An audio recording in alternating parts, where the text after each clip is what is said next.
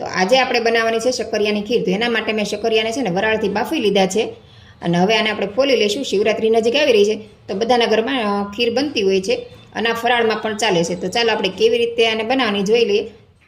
તો આપણે અહીંયા શક્કરિયા પહેલેથી જ મેં ફોલીને રાખી દીધા છે ને એના મેં કટકા કરી નાખ્યા છે.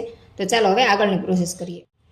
તો આ શક્કરિયા બાફેલા છે એને આપણે એક તપેલીમાં ટ્રાન્સફર કરી લઈશું. આપણે સ્ટીલની તપેલી લીધી છે, બને ત્યાં સુધી સ્ટીલનું વાસણ જ વાપરવાનું. તો આપણે આની અંદર એડ કરી દીધા છે. હવે આની અંદર આપણે આ ગાયનું 1 લીટર દૂધ છે એ પણ આપણે આમાં એડ કરી દઈશું. તમારે જેટલું ખાટું ખાવું એ પ્રમાણે દૂધ લેવાનું છે. હું અહીંયા 1.5 લીટર દૂધ લઉં છું. હવે આની અંદર આપણે બ્લેન્ડર ફેરવી દઈશું અને એક રસ કરી લઈશું. તો આપણે શક્કરિયાને દૂધ સાથે મિક્સ કરી દીધું છે અને સરસ રીતે ગ્રેવી જેવું બનાવી નાખ્યું છે. તમે જોઈ શકો છો એકદમ આપણે પરફેક્ટ પેસ્ટ જેવું કરી લીધું છે. અને દૂધ આપણે આમાં ઓછું થયું છે એટલે દૂધ આપણે ઓછું જ રાખ્યું છે. હવે આના હું તમને 2 ભાગ બતાવી શકું. જો તમારે શેરો બનાવવો હોય તો હવે તમારે આની અંદર ઘી એડ કરીને સરસ રીતે ઘી છૂટું ન પડે ને ત્યાં સુધી એને શેકી લેવાનું અને એકદમ ડ્રાય થાય ને ત્યાં સુધી શેકવાનું એટલે તમારો શેરો બનીને તૈયાર થઈ જશે. ને આની અંદર ખાંડ એડ કરી દેવાની. પણ આપણે આની ખીર બનાવવાની છે તો આપણે આની અંદર દૂધ એડ કરી દઈશું એટલે લિક્વિડ જેવું થઈ જાય એટલે ખીર બની જાય. શેરો અને ખીર બંને વસ્તુ સેમ જ છે પણ થોડુંક અલગ છે. તમારે શેરો બનાવવો હોય તો દૂધ ઓછું નાખવાનું અને ખીર બનાવી હોય તો દૂધ તમારે વધારે એડ કરવાનું. તો આપણે દૂધ આની અંદર નાખીને આપણે સરસ રીતે મિક્સ કરી લેવાનું છે આ રીતે. તો તમે જોઈ શકો છો લિક્વિડ જેવું થઈ ગયું છે. તો હવે આને આપણે ગરમ કરવા મૂકી દઈએ. તો આપણે અહીંયા ગેસ શરૂ કરી દીધો છે ને તપેલીની ઉપર ચડાવી દીધી છે અને હવે આને આપણે 1 થી 2 ઉપર આવે ને ત્યાં સુધી ગરમ કરી લેવાનું છે. અને એક વાત ખાસ ધ્યાન રાખવાની, જો તમે શક્કરિયા લ્યો ને એમાં તમારે રગવું હોય તો તમારે છે ને પહેલાં આને ક્રશ કરીને પછી મોટી ચાવણીથી ચાળી લેવાનું છે અને પછી જ તે તમારે એની ખીર બનાવવાની છે. આમાં આપણે શક્કરિયામાં જરાય કચરો નથી અને સેજે રગું નહોતી એટલે આપણે ડાયરેક્ટ જ બનાવ્યું છે. ગાળવાની જરૂર નથી પડી. તમે જોઈ શકો છો એકદમ લિક્વિડ છે, પરફેક્ટ, ક્યાંય રેસા નથી. પણ રેસા હોય ને તો ખાસ ગાળી લેવાનું, નકર છે ને ખીર ખાવાની મજા નહીં આવે. એક કોળીઓ 1 ચમચી પીશો ને ત્યાં તમને છે ને રગું મોઢામાં આવશે. તો ખાસ એનું ધ્યાન રાખવાનું.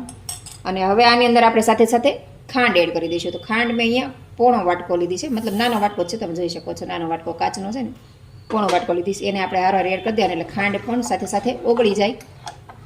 અને બીજી વાત કે ખાંડ તમારે જેટલું તમે ગળ્યું ખાતા હોય એ પ્રમાણે જ લેવાની. અમે બહુ ગળ્યું નથી ખાતા એટલે મારી એકદમ ખીર મોળી બનશે, બહુ ગળી નહીં બને. તમે ગળ્યું ખાતા હોય તો તમારે ખાંડ વધઘટ કરી શકો છો. હવે આને આપણે સારી રીતે ઉકાળીશું. ગેસની ફ્લેમ મીડિયમ રાખશું, બહુ ફૂલે નહીં અને ધીમી નહીં. અને ખીર બનાવો ત્યારે ખીરને આપણે થોડી વારે આમ ખીરને ઉપર નીચે હલાવતા રહેવાનું, નહીંતર ખીર છે ને તળિયે ચોટી જાય, મતલબ શક્કરિયા છે એ નીચે બેસી જાય છે, જેથી કરી પછી બળેલાની વાસ આવે તો તમને ખાવાની મજા ન આવે. અને તમને ડ્રાયફ્રૂટ પસંદ હોય તો તમે એમાં ડ્રાયફ્રૂટ પણ એડ કરી શકો છો. હું ડ્રાયફ્રૂટ બિલકુલ આમાં એડ નથી કરતી, હવે ડ્રાયફ્રૂટ વગર જ બનાવવાની છે. પણ ઘણા લોકો કાજુ બદામમાં એડ કરતા હોય છે ઉપરથી. તમને જો ડ્રાયફ્રૂટ ગમે તો તમે પણ આમાં એડ કરી શકો છો. 2 દિવસ પહેલાં મેં ખીર બનાવી ત્યારે એને આવી રીતે ચાવણીમાં ચાળીને પછી આપણે દૂધ ગરમ કરવા મૂક્યું હતું, મતલબ કે ખીર ગરમ કરવા મૂકી. તમે જોઈ શકો છો આવી રીતે અંદર રેસા નીકળે છે. જો આવી રીતે ગાળીને પછી તેને ગરમ કરવા મૂકવાનું.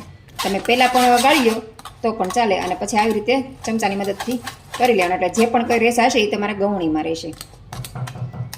અને દૂધ છે એ આપણું એકદમ ક્લીન બનશે, મતલબ કે ખીર છે એમાં કોઈ પણ જાતના રેસા નહીં આવે અને ખાવાની પણ મજા આવશે. તો તમે જોઈ શકો છો આપણી ખીર છે હવે ધીમે ધીમે ગરમ થઈ રહી છે. તો હવે થોડી જ વારમાં ખીર એકદમ પરફેક્ટ રીતે ગરમ થઈ જશે. તમે જુઓ બાજુમાં બબલ્સ થવા માંડ્યા છે એટલે ખીર આપણી ઉકળી ગઈ છે. પણ તમે આમ સતત હલાવતા રહ્યો એટલે ખીર સરસ રીતે પાકી જાય. અને 2-5 મિનિટનો ટાઈમ લાગે, વધારે ટાઈમ નથી લાગતો.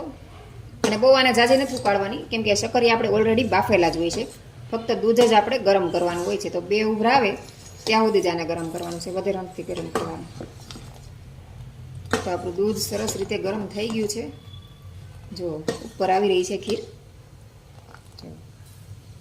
તો આપણી તૈયાર થઈ ગઈ છે ખીર. હવે જો ઉભરો આવી ગયો છે તો બસ આ ખીર આપણી તૈયાર થઈ ગઈ.